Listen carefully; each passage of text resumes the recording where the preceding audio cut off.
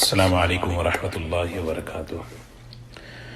اعوذ باللہ من الشیطان الرجیم، بسم اللہ الرحمن الرحیم۔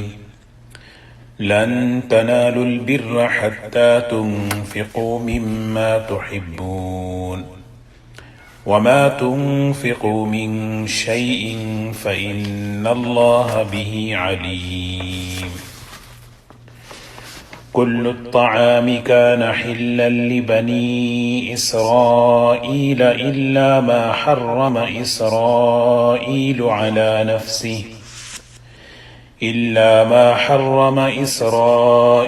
على نفسه من قبل أن تنزل التوراة قل فأتوا بالتوراة فاتلوها إن كنتم صادقين۔ فمن افترى على الله الكذب من بعد ذلك فأولئك هم الظالمون۔ قل صدق الله فاتبعوا ملة إبراهيم حنيفا وما كان من المشركين۔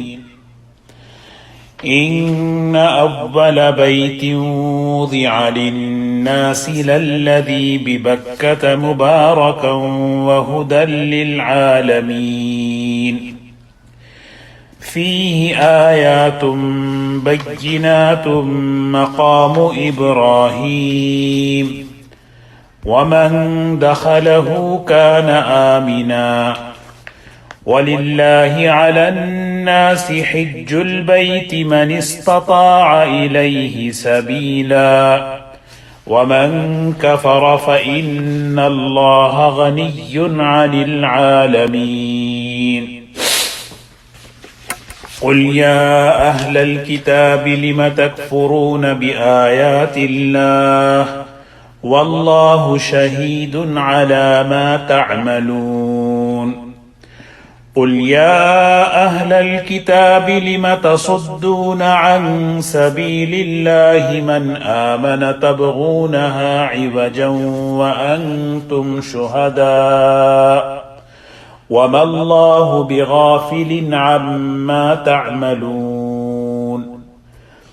يا أيها الذين آمنوا إن تطيعوا فريقا من الذين أوتوا الكتاب يردوكم بعد إيمانكم كافرين، وكيف تكفرون وأنتم تتلى عليكم آيات الله وفيكم رسوله، ومن يعتصم بالله فقد هدي إلى صراط مستقيم۔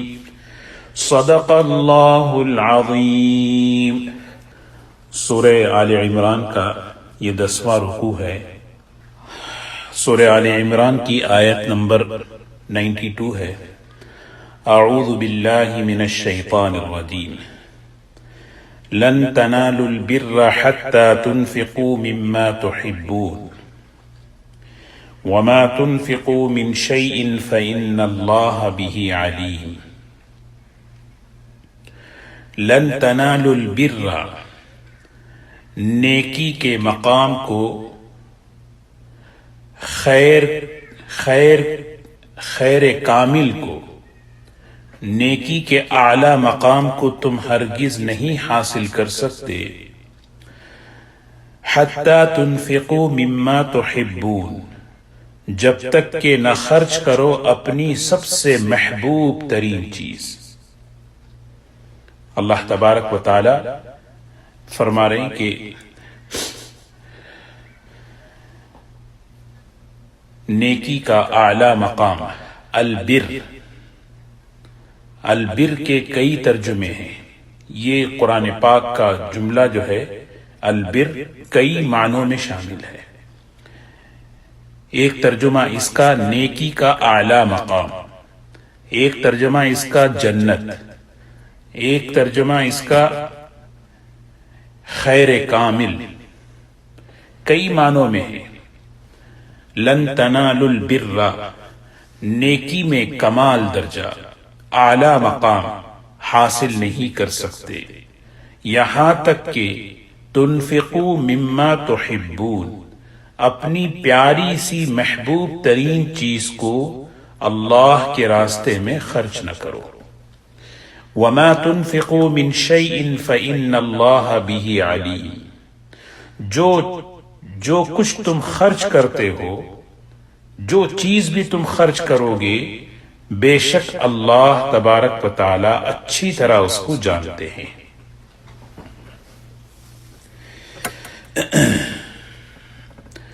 گزشتہ آیتوں میں اللہ تبارک و تعالی نے یہ بات بتائی تھی، بات اہل کتاب کی، یہود و نصارہ کی بات چل رہی تھی، اور وہ اپنے آپ کو بہت نیک اور بہت ہی خیر پر سمجھنے والے تھے۔ اللہ تبارک و تعالی نے فرمایا کہ نیکی کا مقام، نیکی کا معیار اسی وقت تمہیں ملے گا جب تک کہ تم اپنی محبوب ترین چیز جب تم اللہ کے راستے میں خرچ نہ کرو۔ یہ آیت جب نازل ہوئی، حضرات صحابہ اکرام کا عمل کا جذبہ دیکھیں، یہ سب سے بڑی بنیادی چیز ہے۔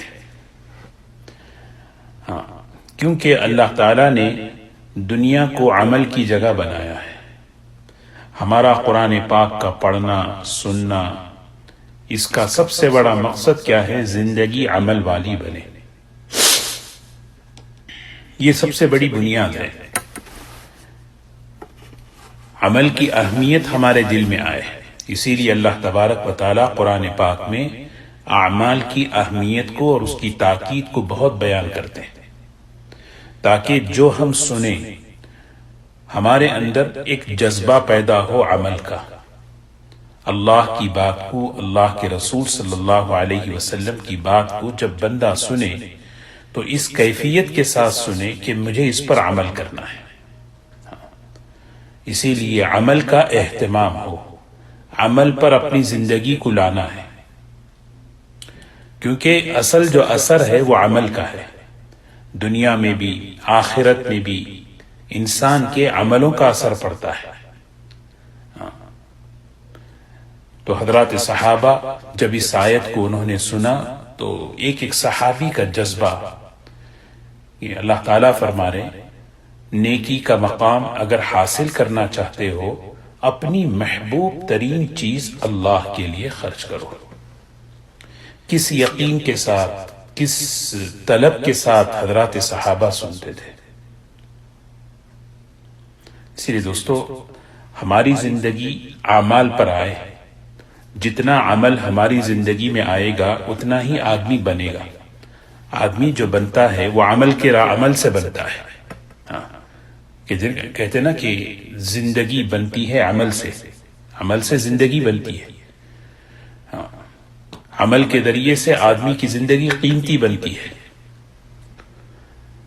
تو اور ہمارے حالات بھی اعمال کے تابع ہیں۔ اعمال اگر اچھے ہوں، اللہ تعالیٰ دنیا کے حالات بھی اچھے بنائیں گے۔ اسی لیے عمل کی کوشش اچھی سے اچھی ہو کہ ہمارے اعمال اچھے ہوں، تاکہ دنیا کے بھی حالات اچھے ہوں، آخرت کے بھی حالات اچھے ہوں۔ تو اپنے آپ کو اعمال میں لگانا، یہ اصل مقصد ہے ہمارا، ہماری فکر یہی ہے۔ جمعہ کا دن آتا ہے، کتنے میسیجز ہمارے سامنے آتے ہیں کہ سورہ کہف پڑھنا ہے، اور ہم اکثر اس میسیج کو فارورڈ بھی کرتے ہیں، لیکن آدمی اپنی زندگی کا جائزہ لے کہ میری زندگی میں عمل کتنا ہے۔ ایک ہے علم، ایک ہے عمل۔ علم اصل کیا ہے؟ عمل کا نام ہے۔ علم اصل میں عمل کا نام ہے۔ مفتی شفیع صاحب رحمۃ اللہ علیہ نے ایک مرتبہ سوال کیا کہ علم کسے کہتے ہیں؟ کسی نے کہا جاننا، کسی نے کہا پہچاننا، الگ الگ جوابات تھے۔ حضرت نے فرمایا علم وہ ہے کہ معلوم ہونے کے بعد عمل کیے بغیر چین نہ آئے، کیونکہ علم کا جو نور ہے آدمی کو عمل پر لاتا ہے۔ اسی لیے ہمیں عملوں کا بہت اہتمام، ہم جو ہے نمازوں کا اہتمام، دعاؤں کا اہتمام، ذکر کا اہتمام، استغفار کا اہتمام، تلاوت کا اہتمام، اپنی زندگی جو ہے یہ عمل سے ہمیں بنانا ہے۔ اور ایک دعاؤں کا اہتمام، اللہ کے سامنے رونا یہ بھی ایک عمل ہے، اللہ کے سامنے گڑ گڑانا یہ بھی ایک عمل ہے۔ تو اس سے ہماری زندگی بنے گی۔ اسی لیے اعمال جو ہے نا بڑی بڑی مضبوط چیز ہے، عمل سے آدمی بنتا بھی ہے بگڑتا بھی ہے۔ تو عمل اللہ کے نزدیک بہت اونچا مقام، عمل اچھا ہوا آدمی بنتا چلا جائے گا، عمل بگڑ گیا تو آدمی بگڑتا چلا جائے گا۔ تو اسی لیے حضرات صحابہ اکرام نے جب یہ آیت سنی، اس آیت کی تفسیر میں کئی واقعات ہیں جو حضرات صحابہ اکرام کے عمل کے جذبے کو بتایا جاتا ہے۔ حضرت ابو طلحہ رضی اللہ تعالی عنہ مدینہ منورہ کے مالدار صحابہ میں سے ہیں۔ ان کا ایک باغ تھا، اور وہ باغ جو ہے مسجد نبوی کے بالکل قریب لگا ہوا۔ سوچیں اس باغ کی کیا قیمت ہوگی، مسجد سے جڑا ہوا ہے، اور اس باغ میں ایک کنواں ہے، بئر حا۔ اللہ کے رسول صلی اللہ علیہ وسلم کو وہاں کا پانی بہت پسند تھا۔ آپ جو ہے کبھی کبھی تشریف لے جاتے، اس کنویں کے پانی کو آپ پیتے۔ گویا حضرت طلحہ رضی اللہ تعالی عنہ کا یہ بڑا محبوب باغ تھا۔ جب یہ آیت نازل ہوئی، لن تنالوا البر حتى تنفقوا مما تحبون، نیکی کے اعلی مقام کو حاصل نہیں کر سکتے جب تک کہ اپنے محبوب ترین چیز تم اللہ کے نسبت پر خرچ نہ کر دو۔ لیکن عمل دیکھیں نا، جذبہ اللہ کی بات سن کر، اللہ کے رسول صلی اللہ علیہ وسلم کی بات کو سن کر، جتنا ہمارے دلوں میں اللہ کی، اللہ کے رسول صلی اللہ علیہ وسلم کی عظمت آئے گی، اس سے عمل کا جذبہ بنے گا۔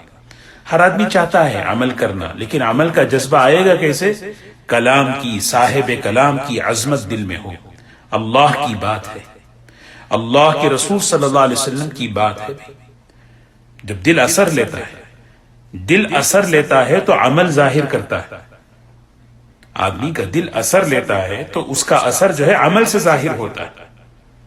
تو دل اثر لینے والا بن جائے، یہ حضرات صحابہ اکرام کی یہ خوبی تھی، ان کا دل تأثر لیتا تھا اللہ کی بات سے، اللہ کے رسول صلی اللہ علیہ وسلم کی بات سے۔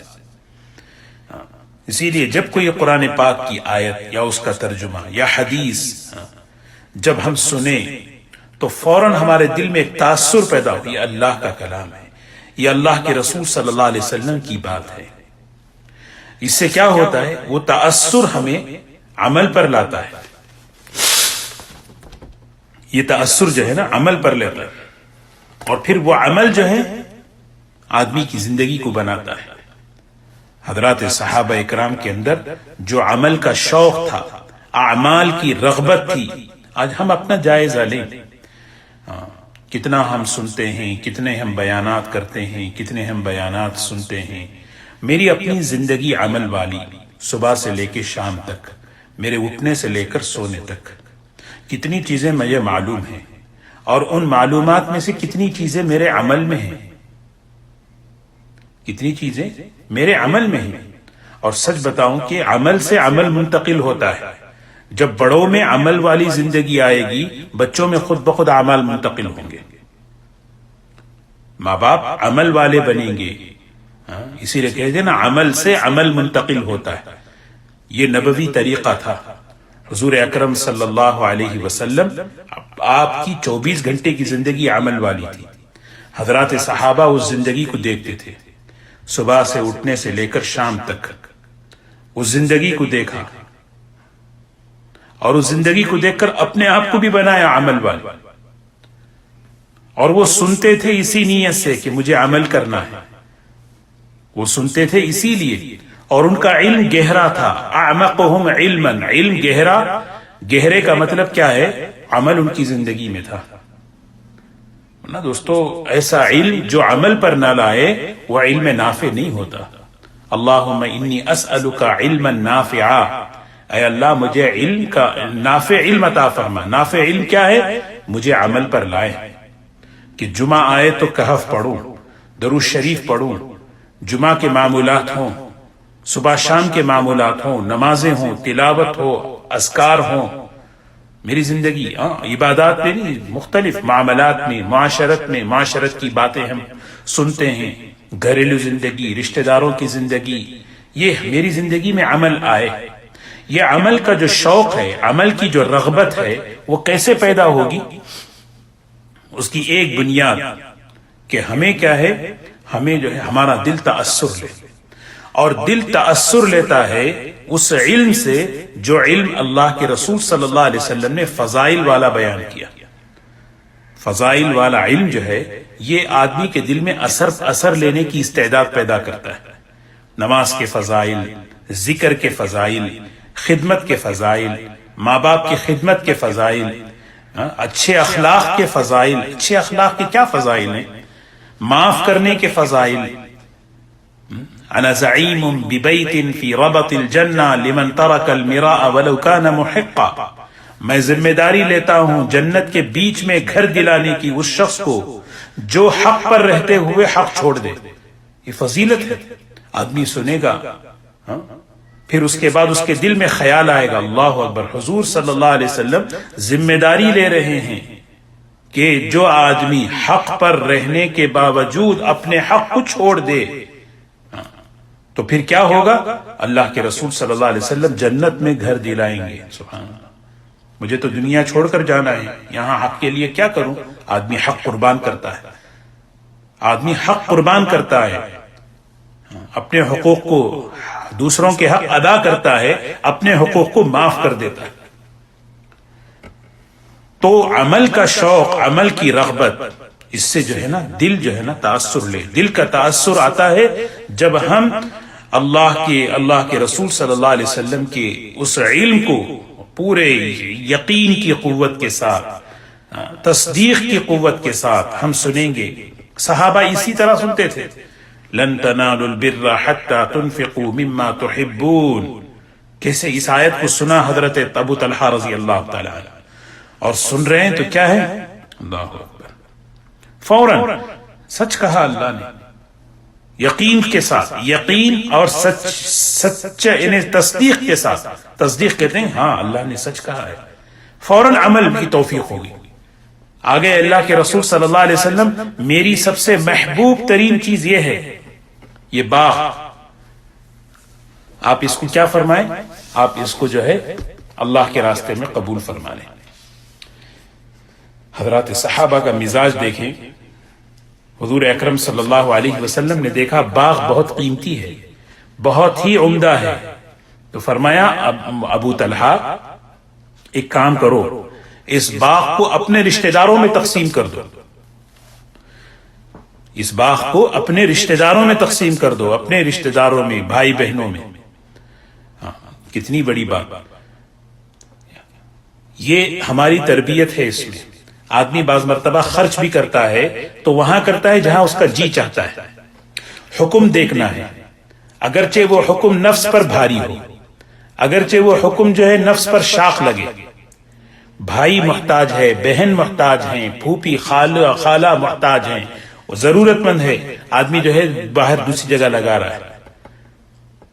دو وجہ ہے، ایک تو مشورہ نہیں ہوتا، دوسرا جو ہے آدمی اپنے نفس پر. تو اللہ کے رسول صلی اللہ علیہ وسلم سے انہوں نے کہا اللہ کے رسول اس کو قبول فرمائیے. آپ نے فرمایا قبول ہے، لیکن حکم یہ ہے کہ اس کو آپ اپنے رشتہ داروں میں لگاؤ، کیونکہ رشتہ داروں کا حق بھی بتایا. رشتہ داروں کو دینا یہ بہت بڑی، یعنی وَآتِ ذَا الْقُرْبَى حَقَّهُ وَالْمِسْكِينَ. حضرت زید رضی اللہ تعالی عنہ کا بھی واقعہ ہے اسی آیت کی تفسیر میں. بہترین خوبصورت گھوڑا تھا ان کے پاس. یہ آیت سنی، لن تنالوا البر حتى تنفقوا مما تحبون.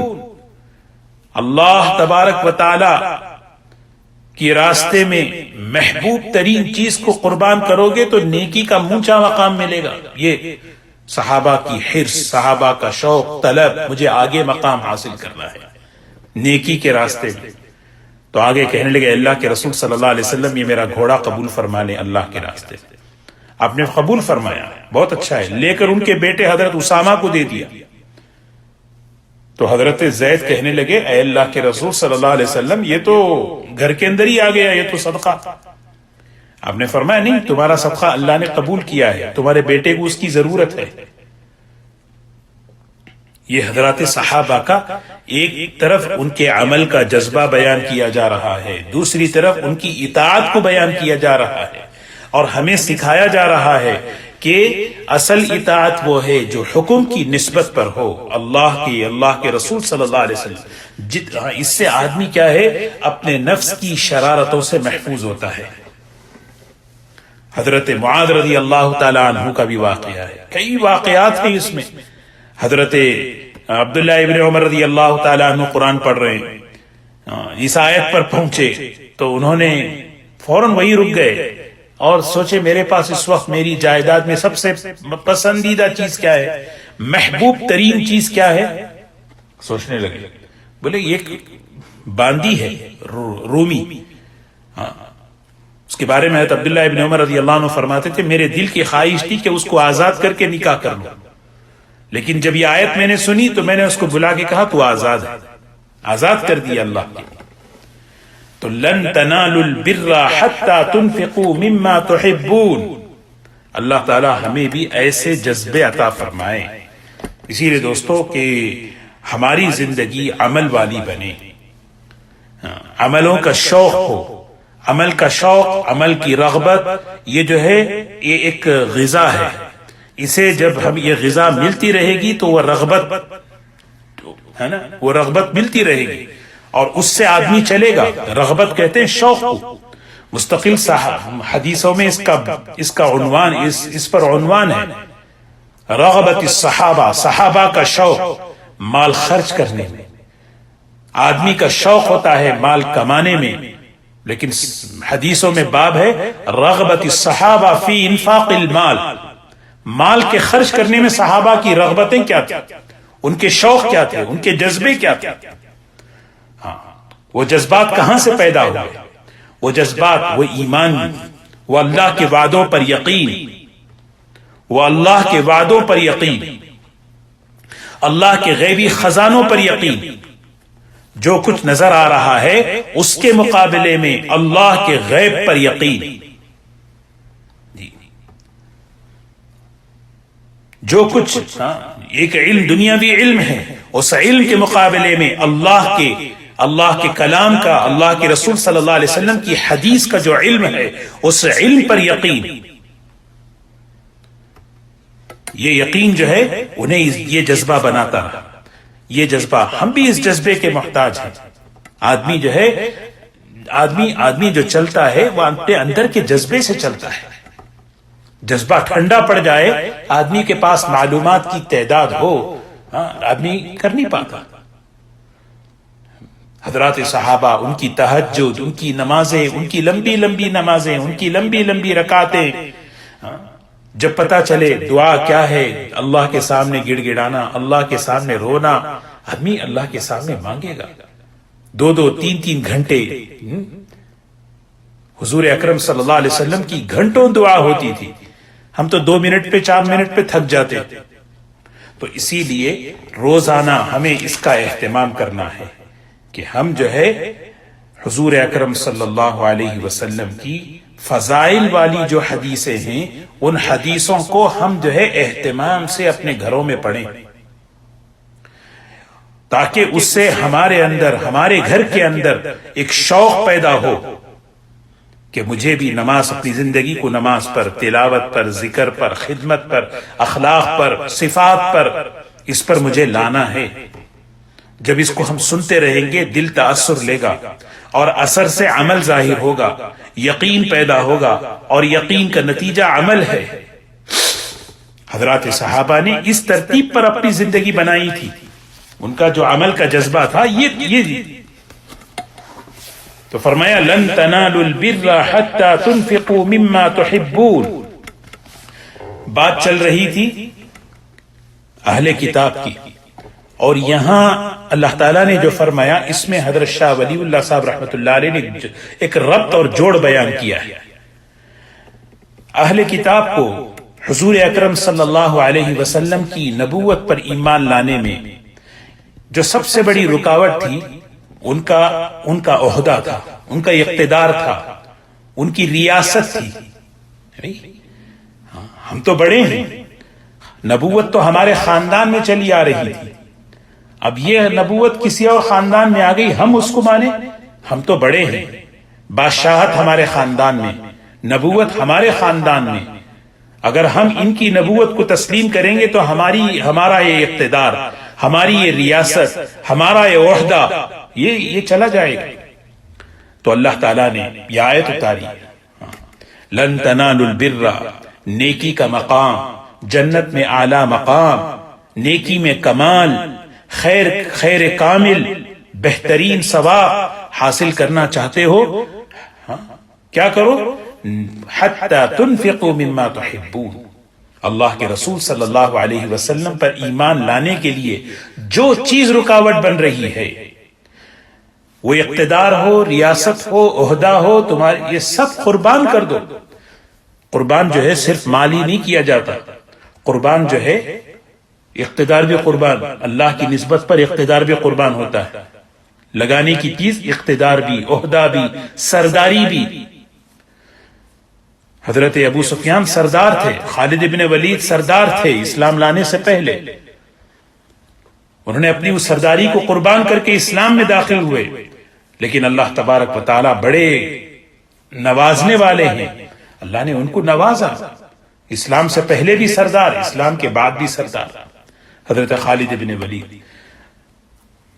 تو حضرات صحابہ کرام کی عمل کا شوق، ان کا جذبہ، ان کی عمل کی رغبتیں، جو واقعات ہیں یہ ہمارا ذہن بناتے ہیں کہ ہمارے اندر بھی یہ جذبہ ہو. روزانہ کی زندگی میں مجھے یہ اللہ نے موقع دیا ہے، زندگی دی ہے، مجھے اپنے آپ کو قیمتی بنانا ہے، اپنی زندگی کو قیمتی بنانا ہے. وہ بنتی ہے قیمتی کس سے بنتی ہے؟ عمل سے بنتی ہے. اور عمل جب اللہ تبارک و تعالیٰ کی نسبت پر اپنی محبوب ترین چیز، مال کی شکل میں، عہدے کی شکل میں، جس شکل میں بھی ہو، ہاں میں لگاؤں.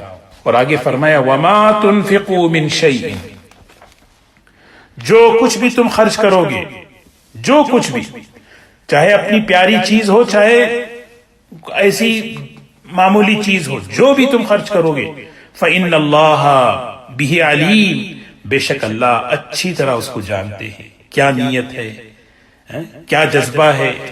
جذبہ بھی درست ہونا ہے، جذبہ صحیح ہونا ہے.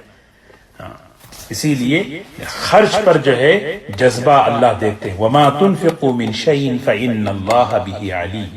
خرچ بہت بڑا عمل ہے. جب اللہ کے لیے، اللہ کی نسبت پر ہوتا ہے، اگرچہ کہ وہ تھوڑا ہی کیوں نہ ہو، اس پر اللہ بہت نوازتے ہیں. لیکن اگر اس میں نیت بدل جائے، وہ جذبہ کوئی دیکھتا نہیں سوائے اللہ کے. ہم زبان سے کچھ بھی کہیں لیکن اللہ ہمارے جذبہ، اسی لیے اپنے جذبے کی بھی اصلاح ہو. میرے عمل، وجہ عمل جو ہے نا، جذبہ عمل، میں کس جذبے سے کام کر رہا ہوں، کس وجہ سے میں عمل کر رہا ہوں. یہ اگر گندا ہے تو پورے عمل کو گندا کر دے گا، یہ اگر پاک ہے تو پورا عمل پاک. تو اللہ کے نزدیک عمل جو ہے اس کی قیمت وہ اخلاص کی وجہ سے ہے. ایک کھجور بھی اگر کوئی دے رہا ہے لیکن وجہ عمل بہت اللہ ہے، عمل کی وجہ اللہ کو خوش کرنا ہے، اللہ نواز دیں گے، اللہ تعالیٰ اس کو نواز دیں گے، کیونکہ اللہ جانتے ہیں، علیم ہیں. وَمَا تُنْفِقُوا مِنْ شَيْءٍ فَإِنَّ اللَّهَ بِهِ عَلِيمٌ. اور جو کچھ تم خرچ کرو گے اللہ تعالیٰ جانتے ہیں اچھی طرح. اللہ تعالیٰ کو علم ہے کیا چیز، کس چیز کے بارے میں، کس نیت کے ساتھ تم خرچ کر رہے ہو. پھر آگے فرمایا كُلُّ الطَّعَامِ كَانَ حِلًّا لِبَنِي إِسْرَائِيلَ إِلَّا مَا حَرَّمَ إِسْرَائِيلُ عَلَى نَفْسِهِ مِنْ قَبْلِ أَن تُنَزَّلَ التَّوْرَاةُ قل فأتوا بالتوراة فاتلوها إن كنتم صادقين۔ اہل کتاب اپنے آپ کو جو ہے ابراہیمی کہتے تھے۔ انہوں نے ایک اعتراض کیا، اس اعتراض کا جواب اللہ تعالیٰ دے رہے ہیں۔ انہوں نے اعتراض یہ کیا کہ اگر آپ اپنے آپ کو ابراہیمی کہتے ہو، ابراہیم علیہ السلام اونٹ کا گوشت اور دودھ، اونٹ کا گوشت جو ہے نا وہ جو ہے وہ گوشت نہیں کھاتے تھے، وہ گوشت نہیں کھاتے تھے اور اونٹنی کا دودھ نہیں پیتے تھے۔ ایک اعتراض تھا ان کا۔ حالانکہ یہ اعتراض بالکل غلط ہے، کیونکہ اللہ تعالیٰ نے اس کی وضاحت فرمائی۔ یہ واقعہ حضرت یعقوب علیہ السلام کے ساتھ ہوا ہے، اور یعقوب علیہ السلام سے کئی سال پہلے حضرت ابراہیم علیہ السلام، تو لہٰذا اس بات کو وہاں لے جانا یہ تو سمجھ میں نہیں آتی بات، اور اس پر مزید یہ کہو کہ یہ تورات میں ہے، یہ تو تورات میں ہونے کا مطلب یہ ہے کہ گویا اللہ نے کہا ہے، حالانکہ تورات میں نہیں ہے۔ تو جو بات اللہ کی کتاب میں نہیں ہے اس کو بندہ یہ کہے کہ یہ اللہ کی کتاب میں ہے، یہ اللہ پر جھوٹ باندھا جا رہا ہے۔ اللہ تبارک و تعالی نے اس اعتراض کا جواب دیا، کل الطعام کان حلا لبنی اسرائیل، کھانے کی ساری چیزیں بنی اسرائیل کے لیے حلال تھی۔ کل الطعام کان حلا لبنی اسرائیل، کھانے کی سب چیزیں حلال تھی، کس کے لیے؟ لبنی اسرائیل۔ حضرت ابراہیم علیہ السلام کے وقت سے حرام کوئی چیز نہیں تھی، نہ اونٹ کا گوشت حرام تھا، نہ اونٹنی کا دودھ حرام تھا۔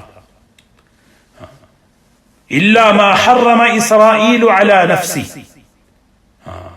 الا ما حرم اسرائیل، مگر اس کو حرام کر لیا تھا اپنے اوپر حضرت یعقوب علیہ السلام نے، من قبل ان تنزل التوراۃ، من قبل ان تنزل التوراۃ، تورات کے نازل ہونے سے پہلے، تورات کے نازل ہونے سے پہلے حضرت یعقوب علیہ السلام انہیں ایک بیماری ہو گئی تھی۔ اس بیماری پر انہوں نے نظر مانی کہ اللہ اگر مجھے شفا دے تو میں یہ محبوب پسندیدہ چیز اونٹ کا گوشت، اونٹنی کا دودھ، میں اس کو اپنے اوپر حرام کر لوں گا۔ مفسرین نے لکھا ہے کہ ان کی شریعت میں جائز تھا، تو حضرت یعقوب علیہ السلام نے اس کو جو ہے اپنے اوپر حرام کر لیا تھا، لیکن ہماری شریعت میں اللہ تعالیٰ نے اس کو منع کر دیا۔ نظر اسی چیز کی ماننی ہے جو چیز عبادات میں سے ہے، مباح ہے۔ مثال کے طور پر اگر کوئی یہ نظر مانے کہ میرا کام ہو جائے تو میں دودھ نہیں پیوں گا، میں شہد اپنے اوپر حرام کرتا ہوں، دودھ اپنے اوپر حرام کر لیتا ہوں، یہ قسم کو توڑنا ہے، اس قسم کا کفارہ بیان کیا۔ جیسے حضور اکرم صلی اللہ علیہ وسلم کا مشہور واقعہ ہے سورہ تحریم کے اندر، یا ایہا النبی لما تحرم ما احل اللہ لک تبتغی مرضات ازواجک واللہ غفور الرحیم، واللہ غفور الرحیم۔ اے نبی جی، لما تحرم ما احل اللہ لک، اللہ نے جس چیز کو حلال کیا ہے اس کو آپ اپنے اوپر کیوں حرام کر رہے ہیں؟ اللہ کے رسول صلی اللہ علیہ وسلم یہ آیت اترنے کے بعد آپ نے قسم کا کفارہ دیا۔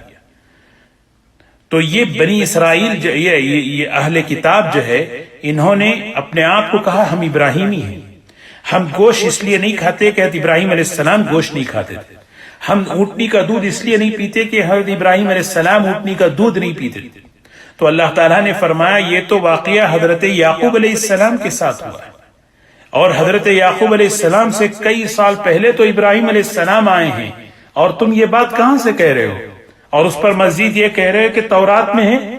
فرمایا قل، کہہ دیجئے ان سے، فأتوا بالتوراۃ، تورات لاؤ، ان کنتم صادقین، اگر تم اپنے دعوے میں سچے ہو تو ہمیں وہ کہاں پر لکھا ہوا ہے وہ ذرا بتاؤ تو صحیح، دکھاؤ تو صحیح۔ قل، کہہ دیجئے، فمن افترى علی اللہ الکذب، جو شخص بھی اللہ پر جھوٹ باندھے، اللہ پر جھوٹ باندھنا، اللہ پر یعنی کیا ہے مطلب، یعنی کہ اللہ تعالیٰ نے ابراہیم علیہ السلام کے وقت سے جو ہے یعنی اونٹ کا گوشت حرام قرار دیا ہے، اور جو ہے اونٹنی کا دودھ حرام کر دیا ہے، اور یہ بات کتاب اللہ میں ہے، یہ جو ہے نا بڑی بات ہے، یہ اللہ پر جھوٹ باندھنا۔ فَأُولَٰئِكَ هُمُ الظَّالِمُونَ، یہ شخص بہت بڑے ظالم ہیں۔ اسی لیے اللہ کے دین کی بات امانت ہوتی ہے، آدمی بات کرے تو بہت احتیاط سے بات کرے، یہ اللہ کی بات ہے، یہ حدیث کی بات ہے۔ ایسا نہیں کہ کوئی بات ایسی ہوتی ہے بڑی عمدہ ہوتی ہے، کسی بزرگ کی حکمت والی بات ہوتی ہے، اور اس کو حدیث کہہ کے بیان کرنا، یہ اللہ کے نبی صلی اللہ علیہ وسلم پر جھوٹ باندھنا ہو۔ من کذب علی متعمدا، جان بوجھ کر اگر کوئی اس طرح کر رہا ہے وہ اپنا ٹھکانہ جہنم میں بنا لے، اس لیے تحقیق ہو۔ فرمایا قل صدق اللہ، قل صدق اللہ، کہہ دیجئے اللہ نے سچ فرمایا، ہاں اللہ نے سچ فرمایا۔ قل صدق اللہ فاتبعوا ملت ابراہیم حنیفا وما کان من المشرکین، بس ابراہیم علیہ السلام کی ملت یعنی اللہ کے دین اسلام کی اتباع کرو، ہاں جو کیا ہے حنیفن، جو جس میں ذرا بھی ٹیڑھا پن نہیں، بالکل۔ وما کان من المشرکین، اور ابراہیم علیہ السلام شرک کرنے والوں میں سے نہیں تھے۔ جب حضرت ابراہیم علیہ السلام کا ذکر مبارک آیا تو اس موقع پر جو ہے حضرت ابراہیم علیہ السلام جو بیت اللہ کے بانی ہیں ان کا بھی اس کا تذکرہ فرمایا۔ ان اول بیت وضع للناس للذی ببکۃ مبارکا وہدی للعالمین، بے شک اول بیت، سب سے پہلا گھر، سب سے پہلا گھر، ہاں سب سے وضع للناس، لوگوں کے لیے جو بنایا گیا عبادت کے لیے، اللہ کی عبادت کے لیے، سب سے پہلا گھر وہ کون سا ہے؟ للذی ببکۃ مبارکا، یہ وہی ہے جو مکے میں ہے، مبارکن برکت والا ہے، وہدن اور ہدایت والا ہے، للعالمین سارے عالم والوں کے لیے، سارے عالم والوں کے لیے، کیونکہ یہ اہل کتاب یہ بھی کہتے تھے نا کہ بیت المقدس تمام نبیوں کا مرکز رہا، انبیاء علیہ السلام وہاں پر مدفون ہیں، انبیاء بنی اسرائیل کا قبلہ رہا ہے، تو اللہ تعالیٰ نے اور کہتے تھے کہ یہ بیت المقدس سب سے پہلا گھر، اللہ تعالیٰ نے فرمایا ان اول بیت اللہ اور بیت المقدس کے درمیان مفسرین نے لکھا ہے کہ 40 سال کا فاصلہ ہے، 40 سال کا عرصہ ہے، ان دونوں کی تعمیر اللہ تعالیٰ نے سب سے پہلا جو گھر بنایا، سب سے پہلا گھر عبادت کے لیے، وہ ہے اللہ کا گھر بیت اللہ، وہ اللہ کا گھر ہے بیت اللہ، وضع للناس۔ حضرت آدم علیہ السلام کو اللہ تعالیٰ نے جب دنیا میں بھیجا تو سب سے پہلا ان سے جو ان سے کام لیا کہ آپ اپنا گھر بنانے سے پہلے کہ اللہ کا گھر بنائے۔ حضرت آدم علیہ السلام نے سب سے پہلے اللہ کا گھر بنایا۔ پھر حضرت نوح علیہ السلام کے زمانے میں جب طوفان آیا، اس کے بعد اس کی عمارت جو ہے وہ منہدم ہو گئی، تو پھر حضرت ابراہیم علیہ السلام کے ذریعے، حضرت اسماعیل علیہ السلام کے ذریعے اللہ تبارک و تعالیٰ نے انہی بنیادوں پر جو حضرت آدم علیہ السلام نے بنایا تھا دوبارہ اللہ نے تعمیر فرمائی۔ تو فرمایا ان اول بیت وضع للناس، بے شک سب سے پہلا گھر جو بنایا گیا لوگوں کے لیے، للذی یہ وہی ہے ببکہ، بکہ مکہ مکرمہ کے کئی نام ہیں، بلد الامین، ایک ہے مکہ ایک ہے بکہ۔ علامہ جلال الدین سیوطی رحمۃ اللہ نے لکھا ہے مکے کو بکہ اس لیے کہا جاتا ہے کہ یہاں پر جو ہے بڑے بڑے یعنی جو اقتدار والے، مال کے، دولت کے، نشے میں رہنے والے، وہ سب یہاں آ کر ان کی گردنیں جھک جاتی۔ اسی لیے ایک تشریح یہ بھی لکھی ہے، بکا بکا سے ہے۔ اس سرزمین پر اللہ کے بندے جتنا روتے ہیں، جتنا آنسو بہاتے ہیں، اتنا آنسو کہیں کسی اور جگہ نہیں بہاتے، اسی لیے بکا کو بکا کہا جاتا ہے۔ فرمایا بے شک سب سے پہلا گھر لوگوں کے لیے بنایا گیا یہ وہی ہے جو مکہ مکرمہ میں ہے، حضور اکرم صلی اللہ علیہ وسلم کی ولادت کی جگہ ہے۔ اللہ تعالیٰ نے اس شہر کو منتخب فرمایا آپ کی ولادت مبارکہ کے لیے، اور اللہ کے رسول صلی اللہ علیہ وسلم جب ہجرت فرما رہے تھے تو اس موقع پر آپ نے اس اللہ کے گھر کو دیکھ کر کہا، اس شہر کی طرف، اے اللہ کا گھر، اے مکہ، میں یہاں سے نکلنا نہیں چاہ رہا تھا، لیکن یہاں والے مجھے رہنا نہیں دے رہے، اگر یہ لوگ مجھے یہاں رہنے نہ دیتے تو میں کبھی اس کو چھوڑ کر نہیں جاتا۔ اللہ کے رسول صلی اللہ علیہ وسلم کی آنکھوں سے آنسو تھے، اور آپ مکہ مکرمہ کو چھوڑ کر اب جا رہے تھے، اور جب مدینہ منورہ پہنچے پھر آپ نے اللہ سے دعا فرمائی، اللہ تعالیٰ نے آپ کے دل میں مدینہ منورہ کی محبت اس سے زیادہ اللہ نے ڈالی، اور فرمایا کہ یہ سب سے پہلا گھر جو بنایا گیا اس گھر کا مقصد کیا ہے؟ اس گھر کا مقصد دو ہیں، فرمایا مبارکن، برکت والا ہے، یہاں سے برکتیں پھیلے، ظاہری برکتیں، معنوی اور باطنی برکتیں۔ ظاہری برکتیں قیامت تک کے لیے، آج بھی دیکھیں دنیا بھر کی ہر کھانے کی چیز اللہ پاک وہاں جمع کرتے ہیں۔ اللہ پاک نے اس شہر میں امن رکھا ہے، اتنا امن کہ دشمن بھی اگر حرم کے اندر ہو تو اس پر ہاتھ اٹھانے کی اجازت نہیں ہے۔ حضرات صحابہ فرماتے تھے کہ ہم طواف کرتے تھے، طواف کے دوران ہم دیکھ رہے ہیں کہ ہمارے والد کا قاتل طواف کر رہا ہے، ہمارے ہاتھ جو ہے نا بس اللہ کے حکم پر ہم اپنے ہاتھوں کو روک لیتے تھے۔ ظاہری برکتیں، باطنی برکتیں، ایک رکعت پر 1 لاکھ رکعت کا ثواب، ایک روپیہ خرچ کرنے پر، $1 خرچ کرنے پر 1 لاکھ کا خرچ اللہ تبارک و تعالیٰ عطا فرماتے ہیں۔ اسی لیے فرمایا یہ تو برکتیں ہی برکتیں ہیں، اور یہ برکتیں صرف وہاں نہیں بلکہ وہاں سے برکتیں تقسیم ہوتی ہیں، وہاں سے برکتیں تقسیم ہوتی ہیں۔ وَهُدًى لِّلْعَالَمِينَ، اور ہدایت نام، وہاں سے ہدایت پھیلتی ہے، ہدایت کا مرکز ہے، ہدایت وہاں سے پھیلتی ہے سارے جہاں کے لوگوں کے لیے۔ تو اللہ کے گھر بیت اللہ کی اتنی بڑی اہمیت ہے پوری دنیا کے اعتبار سے، اسی لیے اس کو ام القریٰ کہا گیا۔ بیت اللہ ام المساجد ہے، دنیا بھر کی جتنی مسجدیں ہیں سب اللہ کے بیت اللہ سے جڑی ہوئی ہیں۔ جو بھی اللہ کی طرف سے حکم نامہ آتا ہے فرشتہ وہاں سے لے کر آتا ہے، اور بیت المعمور کا اور بیت اللہ کا طواف کر کے پھر وہاں سے وہ فیصلے اللہ تعالیٰ کے فیصلے پہنچاتا ہے۔ اللہ تبارک و تعالی ہم سب کو اس کی زیارت نصیب فرمائے۔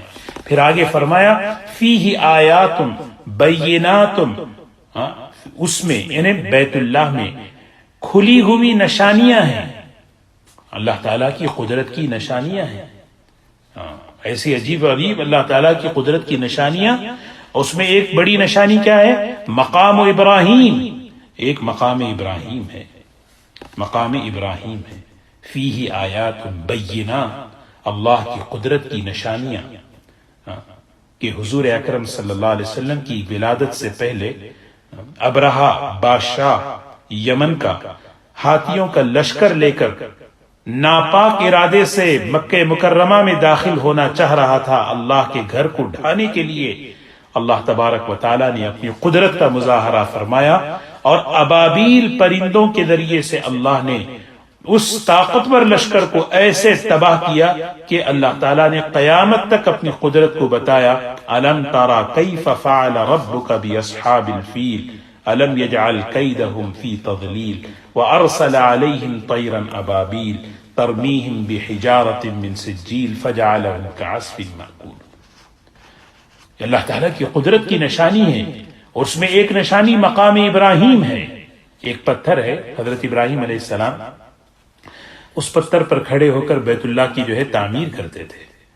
اور اللہ تعالیٰ کی قدرت دیکھیے، جب اس پتھر پر کھڑے ہو کر آپ تعمیر فرماتے تھے تو حسب ضرورت وہ پتھر جو ہے نیچے اوپر ہو جاتا تھا.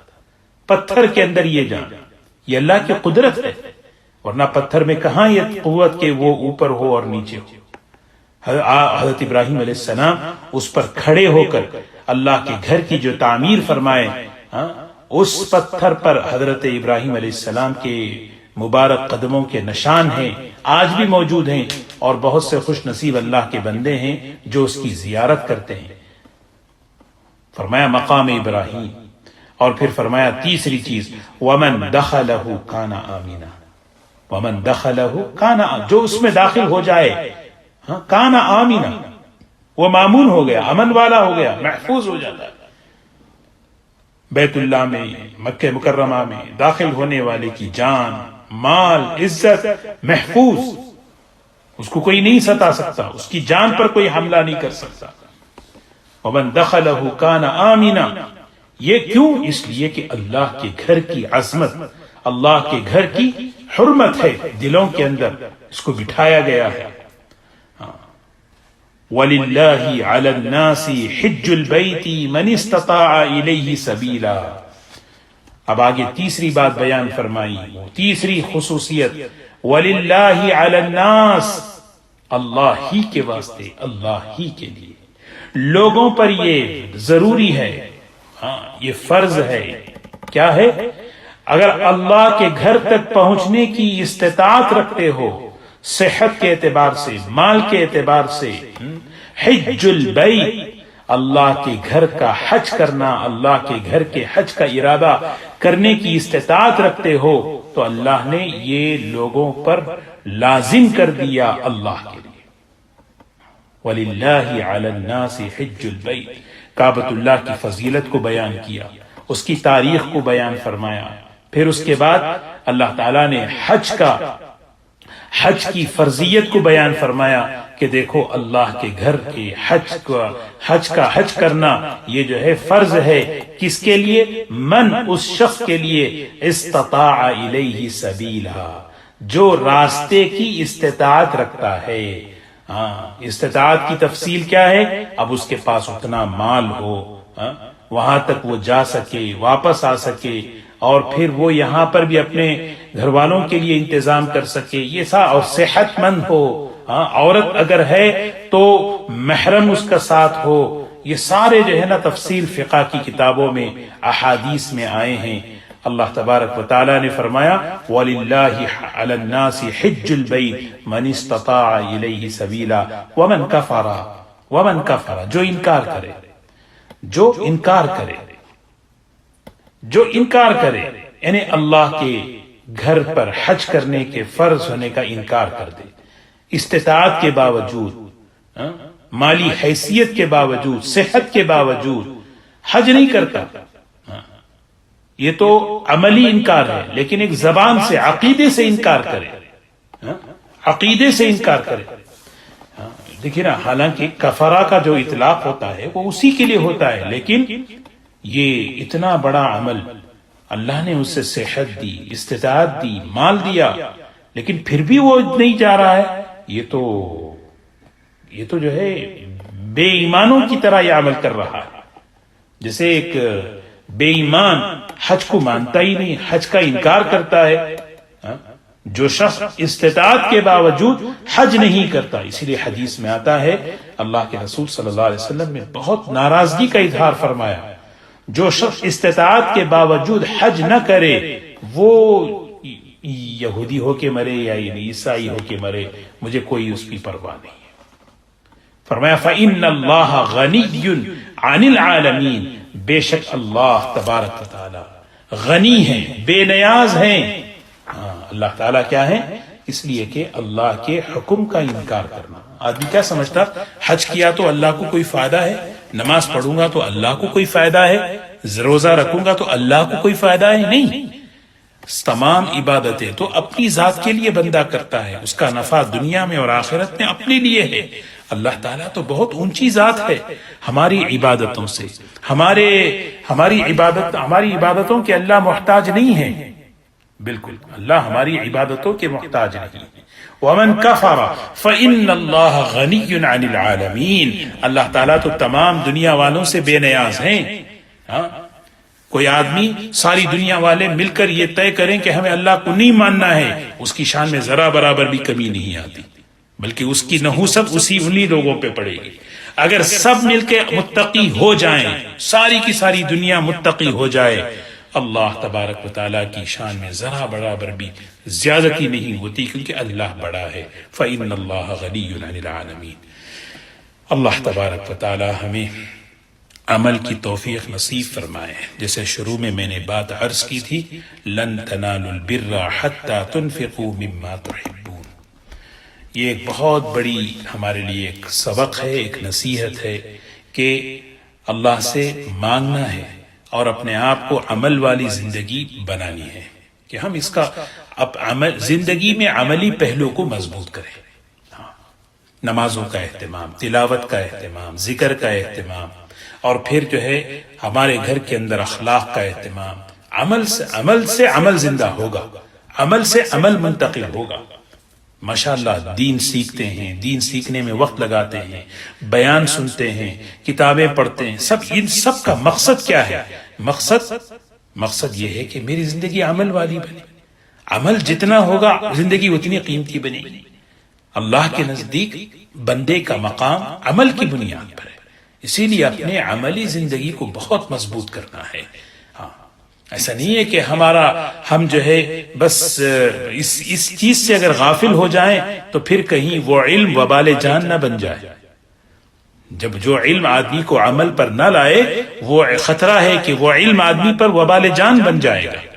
اللہ تعالی ہم سب کی حفاظت فرمائے. اور حضرات صحابہ اکرام کے عمل کا شوق اور ان کی رغبت اور ان کے جذبے کے 2-3 واقعات جو میں نے عرض کیے ہیں، وہ جذبے بھی، وہ شوق و رغبت بھی ہم اپنے اندر روزانہ کے اعتبار سے بنانا ہے.